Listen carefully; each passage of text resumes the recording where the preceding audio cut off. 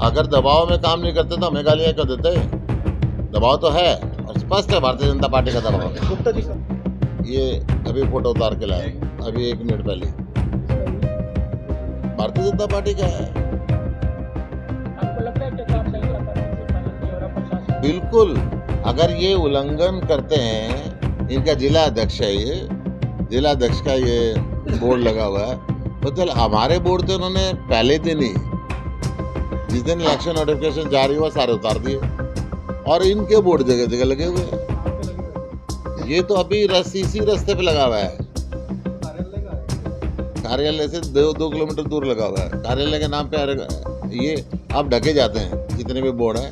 ये नियम है, नियम के तहत इनको चलना चाहिए। अगर नियम के तहत नहीं चलेंगे तो इलेक्शन कमीशन पक्षपात करता है। भारतीय जनता पार्टी ने इलेक्शन कमीशन को पंगु बना दिया है। सबसे पहले इन्होंने सुप्रीम कोर्ट के फैसले को बदला, परमिशन में गालियां लिख के देने लगे। इससे बड़ी और बुरी बात क्या हो सकती है? इलेक्शन कमीशन को फेयर होना चाहिए और फेयर दिखना चाहिए। अगर परमिशन को आप रिजेक्ट करोगे और उसके अंदर माँ की गाली लिखोगे और कूणी दंदे लिखोगे, ये चीज़ें ठीक नहीं है। देखिए, अब तो वो बहाने मारा रहे कि कंप्यूटर हैक हो गया था, परंतु ये सोची समझी साजिश है। हरियाणा के चंडीगढ़ में मुख्य चुनाव अधिकारी से मिलेंगे और इस पर अपनी शिकायत दर्ज कराएंगे। ये सिस्टम के विपरीत है और ये इनकी शुरुआत दिखाती है कि निष्पक्ष चुनाव नहीं चाहते। घटिया से घटिया बात है, इससे घटिया बात इलेक्शन कमीशन का ऑफिस और कर नहीं सकता। जो व्यवहार ये कर रहे हैं, आज ही वो व्यक्ति विदेश घूम रहा है चुनाव के समय, आज ही वो व्यक्ति क्षेत्र में नहीं है, चुनाव के बाद कैसे होगा? पिछले 10 साल में वो किसी के शादी में नहीं आया, किसी के दुख में नहीं आया, अब भी चुनाव के समय क्षेत्र में नहीं है, तो चुनाव के बाद कैसे रहेंगे? कैथल के चारों तरफ मैं घूम रहा हूँ, चारों तरफ सड़कों का बहुत बुरा हाल हो चुका है। भारतीय जनता पार्टी की सरकार ने करोड़ों रुपए सड़कों पे लगाने के बाद भी सड़कों की थीकली तक नहीं लगा पा रहे हैं। चारों तरफ से आप कुरुक्षेत्र से कैथल में कहीं भी जाइए, सड़कें आपको चारों तरफ से टूटी हुई मिल रही हैं। इंटरनल रोड्स का तो बहुत ही बुरा हाल है। ना ही तो सरकार ने किसी तरीके की प्लानिंग करी और ना ही सरकार ने कोई सही ठेकेदारों से यहाँ पे काम करा है। केवल और केवल भ्रष्टाचार की बात करते हैं। स्मार्ट सिटी की इन्होंने बात करी, स्मार्ट सिटी एक जुमला निकल गया। भाजपा वाले कैथल को जोड़ने वाली सारी हाईवे की सड़कें भी टूटी हुई हैं, जितनी भी कैथल से जुड़ती हैं हाईवे। जींद से कैथल वाले पे चलो, आप हांसी से कैथल वाले पे चलो, पटियाला से कैथल वाले पे चलो। 5 साल पहले जब लोग चुनाव में आए थे तो गडकरी जी ने कहा था कि हाईवेज को हम वर्ल्ड क्लास के बनाएंगे, परंतु आज कैथल के चारों तरफ से जो भी जुड़ाव है, ये तो नहीं पता कि वर्ल्ड क्लास कहाँ गया, परंतु गड्ढों वाली क्लास है। पेट की आंतें हिल जाती हैं, चारों तरफ से परेशानी है। आए दिन सड़क के ऊपर दुर्घटनाएं होती हैं, दुर्घटनाओं में हत्या तक हो जाती है। 1.5 साल पहले इन सड़कों के गड्ढे की वजह से आर्मी की भर्ती से लौट रहे 10 युवाओं के सड़क हादसे से मृत्यु हो गई थी। उसके बाद भी सरकार ने सबक नहीं लिया। उसके बाद तो कम से कम इन चीज़ों को सुधारते। 1 मार्च को बच्चों से भरी हुई स्कूल की बस इस हाईवे पे एक्सल टूटने की वजह से पलट गई थी और काफ़ी बच्चों को गंभीर चोट आई थी, बच्चे घायल हो गए थे। सरकार ने नहीं लिया कुछ भी। कुछ दिन पहले 6 वर्ष की बच्ची गड्ढे में गिरने की वजह से बाइक मृत्यु हो गई थी, सरकार ने कोई संज्ञान नहीं लिया। 2022 से 23 तक लगभग 286 गंभीर हादसे हो चुके हैं कैथल के चारों तरफ और 166 लोगों की मौत हो चुकी है इन सड़कों पे गड्ढों की वजह से। 166 लोगों की मौत मायने रखती है, परंतु कुंभकर्णी नींद के अंदर भारतीय जनता पार्टी की सरकार सो रही है, बिल्कुल इस तरफ ध्यान नहीं दे रही। निकम्मापन सरकार की लापरवाही का खामियाजा लोगों को जान दे के भुगतना पड़ रहा है।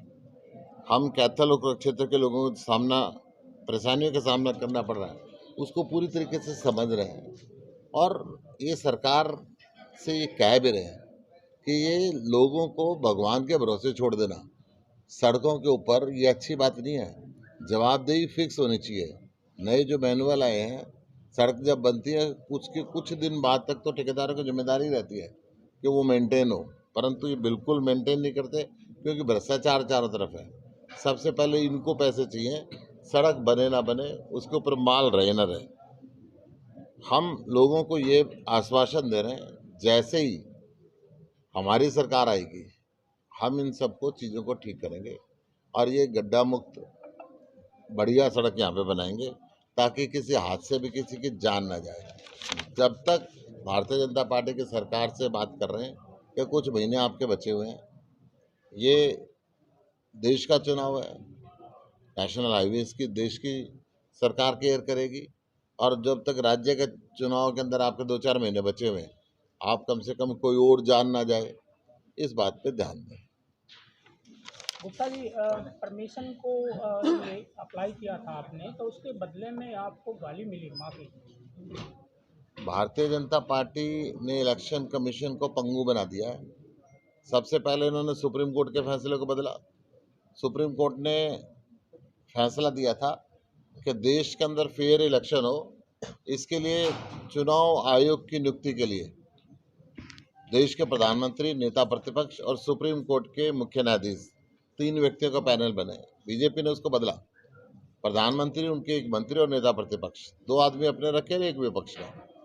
और रखे ने चुनाव से हफ्ता पहले मुख्य चुनाव आयुक्त का रिजाइन कराया, अपनी मर्जी से नए आयुक्त अपॉइंट किए। यहाँ तक भी अब परमिशन में गालियां लिख के देने लगे। इससे बड़ी और बुरी बात क्या हो सकती है?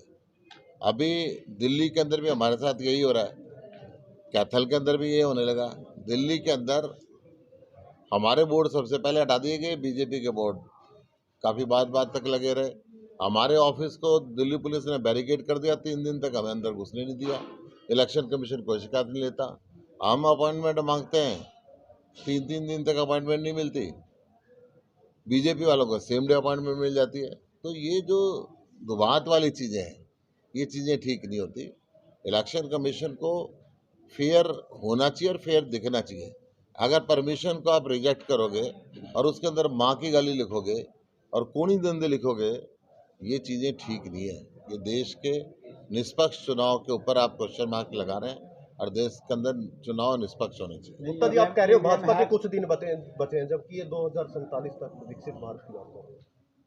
देखो, ये तो अगले जन्म का भी ठेका ले लें कि भाई अगले जन्म भी पैदा होके हम ही प्रधानमंत्री बनेंगे, परंतु देश की जनता ने तय करना है।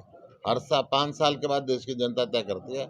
आज किसान इनसे परेशान है, युवा इनसे परेशान है, महिला इनसे परेशान है, व्यापारी इनसे परेशान है, चारों तरफ गोली और डंडे का राज है। ऐसा कौन सा सरकार का महकमा या किसान या जवान या पॉलिटिकल वर्कर बचे जिनकी इन्होंने कमर ना लाल की हो? परमिशन मिला सरकारी अधिकारी से मिले भी होंगे, तो क्या जवाब दिया गया? देखिए, अब तो वो मानने मारा रहे कि कंप्यूटर हैक हो गया था, परंतु ये सोची समझी साजिश है और सोची समझी साजिश के तहत ये हराश करने के लिए ऐसा काम किया गया। गुप्ता जी, कहा गया कि 5 जो कर्मचारी हैं उनको सस्पेंड किया गया। क्या आपने चेक किया कि वो कहीं बिना पर्ची खर्चे जो बोल रहे हैं HKRN से, क्योंकि उसमें तो सस्पेंशन है ही नहीं है, टर्मिनेशन का ही है। अगर वो HKRN से भर्ती हुए हैं सभी कर्मचारी, तो देखिए, क्या आपने पता हम किया तो कि वो सीधी ये बात करेंगे कि ये इलेक्शन कमीशन का काम है, इस पे उचित संज्ञान ले। ये जो भी अधिकारी नीचे के लेवल पे इस पे जिम्मेदार है, अगर HKRN के हैं या परमानेंट एम्प्लॉय हैं, ये तो इलेक्शन कमीशन बताएगा जनता के सामने। हम इस बात के लिए ऑथराइज नहीं है कि हम एक का जाकर आई कार्ड चेक करें, परंतु ऑनलाइन हमने अप्लाई किया और ऑनलाइन उन्होंने गालियाँ लिख के भेजी। सर, जिस प्रकार से हरियाणा में आम आदमी पार्टी की एक सीट है कुरुक्षेत्र लोकसभा, इतना बड़ा मुद्दा हो जाता है, गाली गलौज तक अधिकारी आपको परमिशन के जवाब में देते हैं, तो क्या इसके लिए दिल्ली रुख करेंगे आप इलेक्शन कमीशन होकर? देखिए, हम हरियाणा के चंडीगढ़ में मुख्य चुनाव अधिकारी से मिलेंगे और इस पर अपनी शिकायत दर्ज कराएंगे। ये सिस्टम के विपरीत है और ये इनकी शुरुआत दिखाती है कि निष्पक्ष चुनाव नहीं चाहते और देश की जनता भी ये कह रही है कि भारतीय जनता पार्टी का दोहरा चरित्र है। जो दोहरा चरित्र है वो कभी भी ठीक नहीं होता।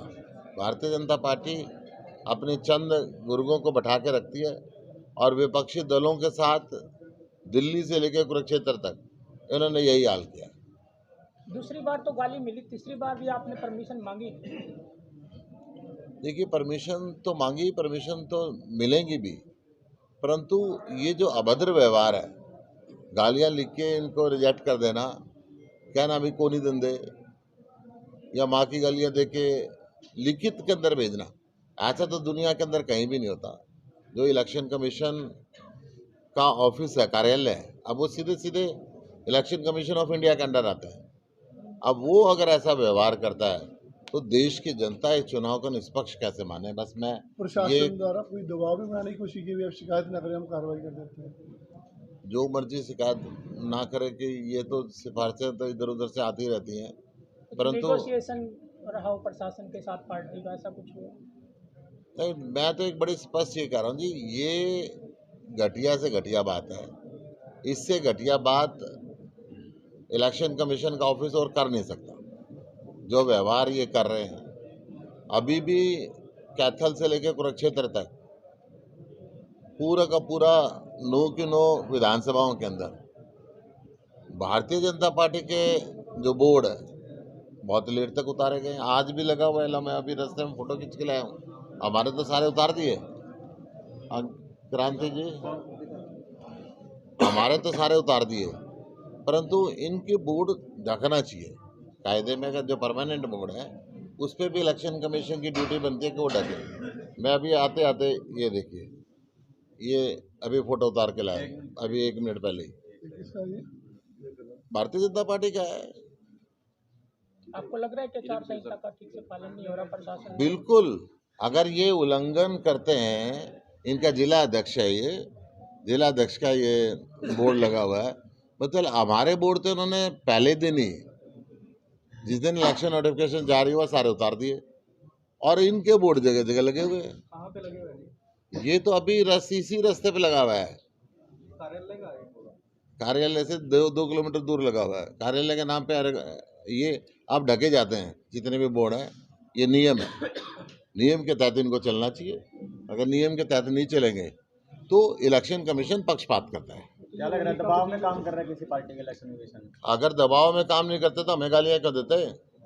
दबाव तो है और स्पष्ट है, भारतीय जनता पार्टी का दबाव है। गुप्ता जी, कल दुष्यंत चौटाला का विरोध किया गया गांव-गांव में, क्या अब जनता बदलाव चाहती है?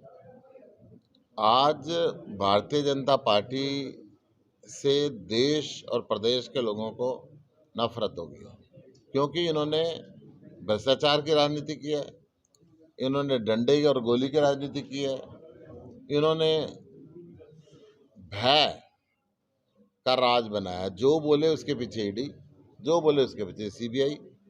अब जनता इनसे छुटकारा चाहती है और जहाँ जहाँ ये जा रहे हैं इनका सब जगह विरोध हो रहा है। कुरुक्षेत्र के अंदर ही नवीन जिंदल का विरोध हुआ, सिरसा के अंदर अशोक तंवर का विरोध हुआ, हिसार के अंदर रंजीत चौटाला का विरोध हुआ, महेंद्रगढ़ के अंदर दुष्यंत चौटाला का विरोध हुआ।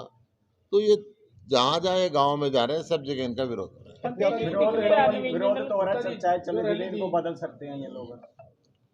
ये बदलना और रखना तो इनका काम है, परंतु कुरुक्षेत्र की जनता ये कहती है, बीजेपी वालों को दरी बिछाने के लिए छोड़ दिया।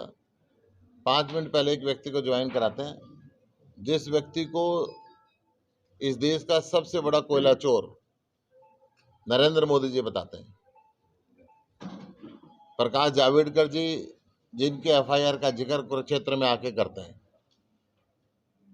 जो व्यक्ति लगभग 195 करोड़ रुपए के इलेक्टोरल बॉन्ड खरीदते हैं, चंदे का और धंधे का जो संबंध है यहाँ पे चलाया गया। आज ही वो व्यक्ति विदेश घूम रहा है चुनाव के समय, आज ही वो व्यक्ति क्षेत्र में नहीं है, चुनाव के बाद कैसे होगा? पिछले 10 साल में वो किसी के शादी में नहीं आया, किसी के दुख में नहीं आया, कोरोना में नहीं आया, बाढ़ के अंदर नहीं आया। जब कुरुक्षेत्र के अंदर और कैथल के अंदर मंडी के अंदर हत्याएं हुई, 2 बार हुई, तब नहीं आया। व्यापारियों के साथ नहीं खड़ा हुआ, व्यापारियों का दम भरने वाला। तो अब भी चुनाव के समय क्षेत्र में नहीं है, तो चुनाव के बाद कैसे रहेंगे? जिस रैली को लेकर घटनाक्रम हुआ है, वो रैली किस नेता की थी, कहाँ पे आयोजित होनी थी और कब आयोजित होनी? 7 तारीख के लिए हमने परमिशन मांगी थी। मेरे ही कार्यक्रम थे, मेरे ही कार्यक्रम जगह जगह होते हैं, रोज हम बिना परमिशन के कोई काम नहीं करते। ठीक, थैंक यू। आम आदमी पार्टी के कार्यक्रम थे। ठीक, थैंक यू। Thank you.